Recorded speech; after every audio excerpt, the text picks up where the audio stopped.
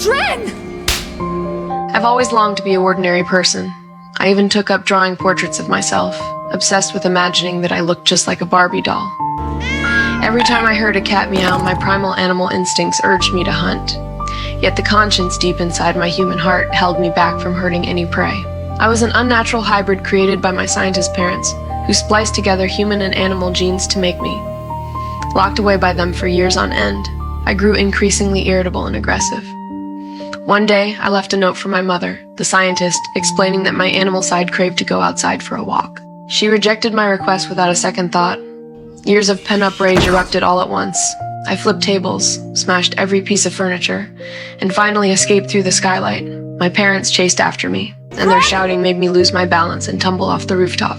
At the critical moment, my arms morphed into enormous wings, the genetic evolution my parents had always talked about, yet far more powerful than they ever anticipated. I was about to take flight when my father's voice stopped me cold. Dren, we love you. His words stirred my human emotions awake. Unlike my mother, he had always been the one who truly understood me.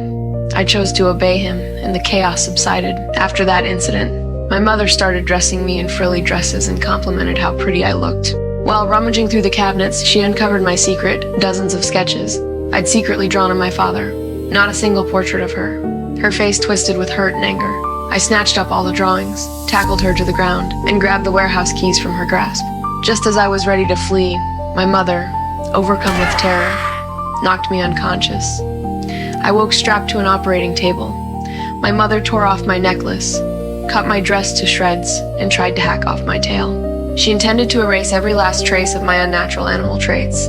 I screamed at the top of my lungs, and my cries reached my father, who had just come home. He rushed into the warehouse, stunned by the horrific sight before him, and eventually convinced my mother to stop the procedure. Still, a bitter seed of hatred had taken root deep in my heart. From then on, I clung desperately to my father. The next day, my father found me huddled in a corner, still upset over what my mother had done. To cheer me up, he put on music and taught me how to dance.